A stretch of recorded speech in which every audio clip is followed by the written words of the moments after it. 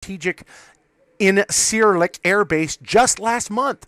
The United States European Command said Wednesday. In a brief report, it said the planes were returning to Lakenheath Air Base in the United Kingdom starting today. Well, Turkey requested you to help protect their airspace, and you brought them there last month, and all of a sudden, now what? It's the airspace is all clear, and you're sending them back somewhere else? Yeah, I'm telling you, something tells me something is coming up in Turkey, especially with everything that's going on with Turkey and Russia at the present time.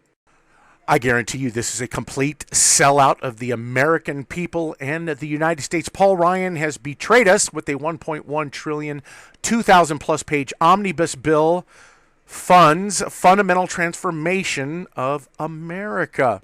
Now, this is a 2,000-plus page bill.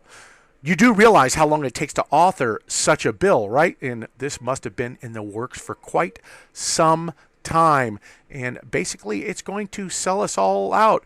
Specifically, Division F of Ryan's omnibus bill contains no language that would prohibit the use of funds to continue the president's unconstitutional program of amnesty and the Dreamers, and would fund basically $1.6 billion through the year 2018 for illegal immigrants who came to the country as minors and who continue to come to this country illegally.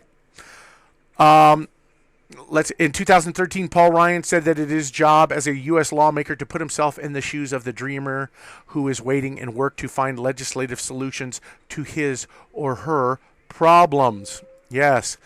Now, to add with that, Senator Sessions spoke about this on the floor, about this omnibus, and explains why voters are in open rebellion.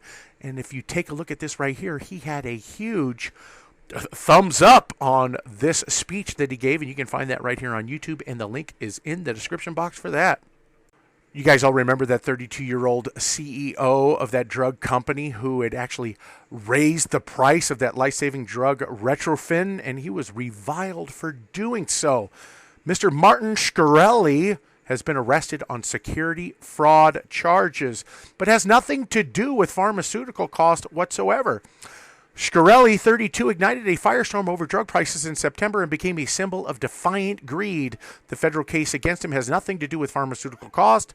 Prosecutors in Brooklyn charged him with illegally taking stock from Retrofin Inc., a biotechnology firm he started in 2011, and using it to pay off debts from unrelated business dealings. I have reported extensively on all of the death of the holistic doctors and the cancer doctor, Mr. Gonzalez, out of New York. Very interesting story out of Canada. A cancer researcher was stabbed to death during an evening walk.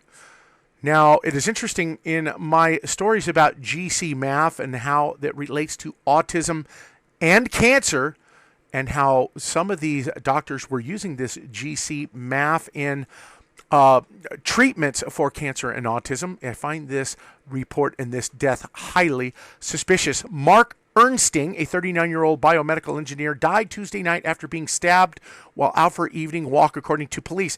Interesting, the neighborhood where he was stabbed in is allegedly patrolled by officers quite a bit, and they have not seen anything like this, any kind of attack out of the blue for no reason whatsoever. He was stabbed fatally in the head and appears to be the victim of a robbery gone wrong, Toronto police say. Yeah, I'm sure that's what it was.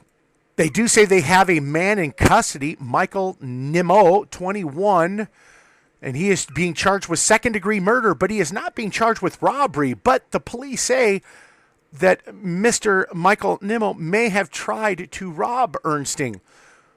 Well, did you find him with the wallet of this guy at all? Did you find him with any kind of property taken off of the deceased? If you didn't, then I'm calling bullcrap.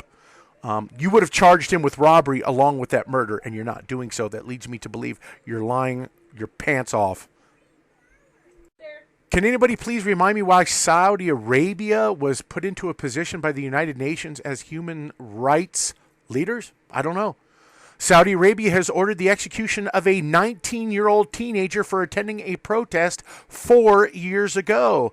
Campaigners claim Abdullah al-Zahir, who attended the protest 4 years ago, was put on death row as part of a crackdown on political dissent. The 19-year-old has been moved to solitary confinement and could be beheaded at any moment. Despite possible repercussions, his family have gone public with this story in a final bid to save his life. Federal prosecutors tell NBC News that criminal charges are going to be brought against Enrique Marquez, the ex-neighbor of San Bernardino shooters Tashfeen Malik and Saeed Farouk. They claim that these assault weapons were purchased by Enrique Marquez and placed into the hands of those two, and they were used in the San Bernardino shooting. They tell NBC that these charges can be brought against him as soon as today, Thursday. But according to one media outlet, there has been no evidence that Mr. Marquez has been taken into custody, at least by the San Bernardino Sheriff's Department. A proposal that was leaked shows that the DHS, Department of Homeland Security, wanted to strengthen vetting of visa applicants and check into their social media postings, and that was rejected by the Obama administration. The administration rejected a 2011 proposal to authorize officials to vet the social media accounts of visa applicants, according to a DHS memo obtained by MSNBC. Citing a former senior DHS official, Ari Melber from MSNBC reported that in addition to the proposal being rejected, officials were unable to even access social media sites due to a firewall intended to block DHS employees from accessing them online. Wow. Channel 8 CBS News out of Las Vegas is reporting that the Las Vegas Metropolitan Police Department is asking citizens in the area of South Las Vegas Boulevard between Serene and Pebble should stay indoors. They are looking for some sort of shooter. When I get some more information to update you on that situation, I indeed will do so. There has been a lot of threats going on to these schools all across the nation, and the Houston School District has released a text of a threat they received against their schools. And it's actually quite laughable and over the top, just like they state right here.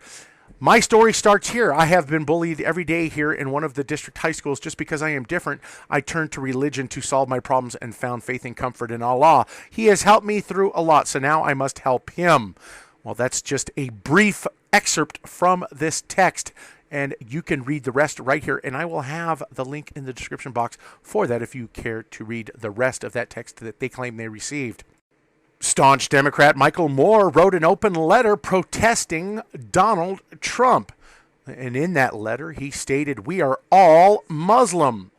Yeah, he's out promoting his new documentary too.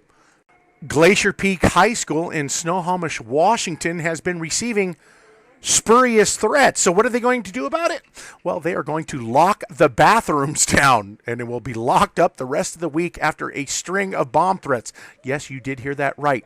Their bathrooms will be locked down. For the second time in 2 days, the campus was evacuated on Wednesday after a written threat was found in a bathroom.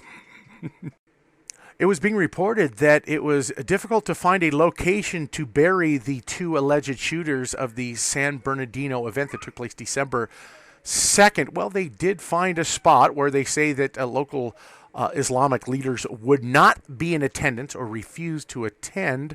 But what is of interest about the story of the burial is that they claim that the FBI